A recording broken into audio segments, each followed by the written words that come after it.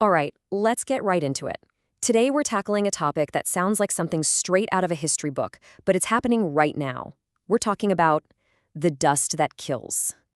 So, here's a question for you. What on earth could a Victorian coal mine, picture it, all soot and darkness, have in common with a shiny, modern kitchen?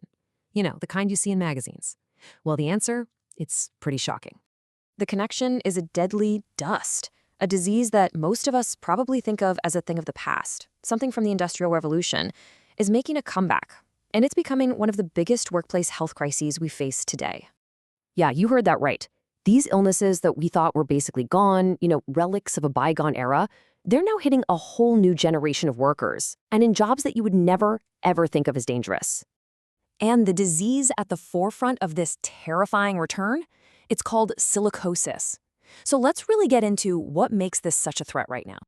Okay, the number one thing you have to grasp about silicosis is this. It is incurable. It's a lung disease that happens when someone breathes in these tiny, tiny particles of silica dust. Their immune system goes on the attack, trying to get rid of them, but here's the problem. It can't. So this battle just keeps going, and it ends up creating scar tissue inside the lungs. And as that scar tissue builds up, breathing gets harder and harder. And the really scary part? It's permanent. There's no going back. So when you look at this list, you're probably thinking, wait a minute, that stuff is everywhere. And you're absolutely right. Crystalline silica is literally one of the most common minerals on the planet. It's in pretty much everything we use to build our world. But there's one source on this list that's causing this modern crisis more than all the others combined. And here we have it. The main culprit is engineered stone. Yeah, the very same material used for those beautiful, sleek kitchen countertops that are so popular right now. The problem is, when workers have to cut, grind, or polish this stuff, they can be breathing in massive amounts of silica dust. And what makes it so terrifying is just how concentrated the silica is. We're talking up to 90%. To put that in perspective, that is way, way higher than you'd find in natural stone like granite. So when you cut it, it releases an incredibly dangerous cloud of this dust. So how does it actually destroy the lungs? Well, the process is tragically simple. Step 1, a worker breathes in the dust. Step 2, their own body's defense system launches an all-out attack, an attack it's destined to lose. Step 3, this constant battle leads to permanent scarring, what's called fibrosis. And step 4, eventually the lungs just can't do their job anymore, and every single breath becomes a fight. And I'm going to say this again because if you take away one thing from this, it should be this. There is no cure for silicosis. Once that damage is done to the lungs, it's done. You can't reverse it.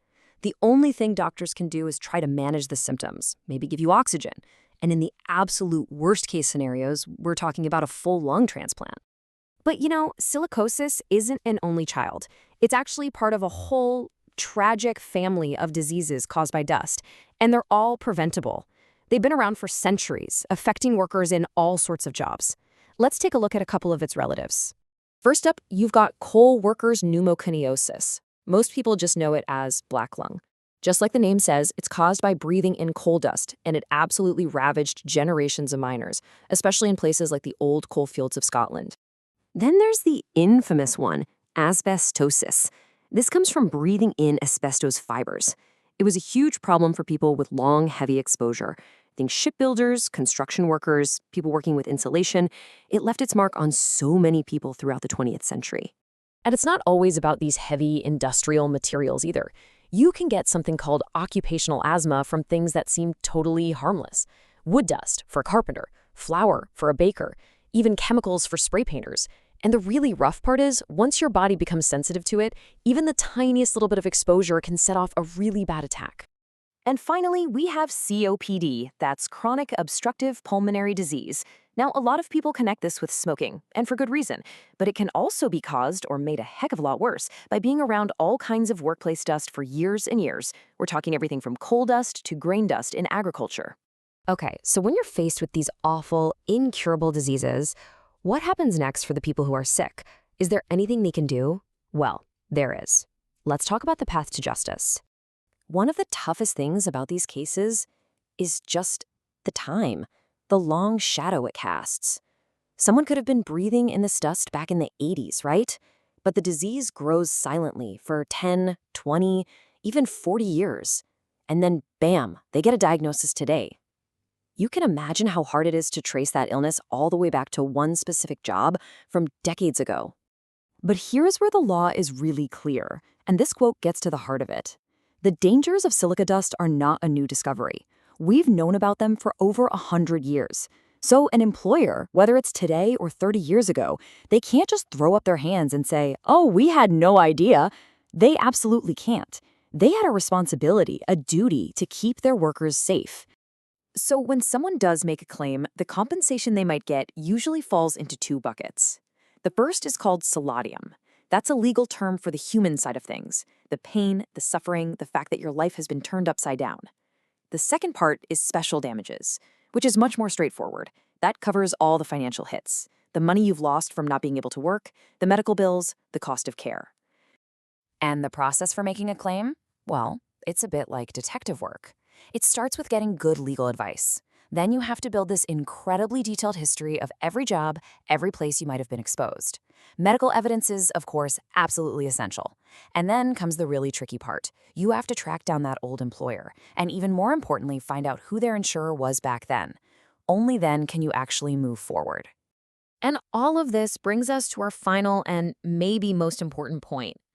At the end of the day, this whole thing is a tragedy that never should have happened. It was preventable. It's always been preventable.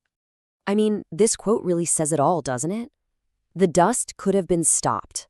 The disease wasn't a surprise. It was a foreseeable consequence of not stopping it.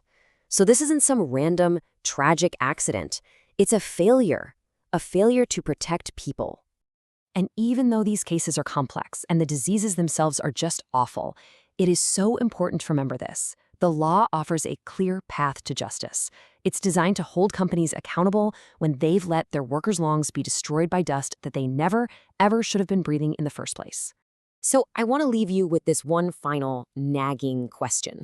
The science here isn't new. The dangers are not some big secret. We have known that this dust is deadly for more than 100 years. So why, in this day and age, are we still letting it kill people? It's something we really need to think about. Thanks for joining me.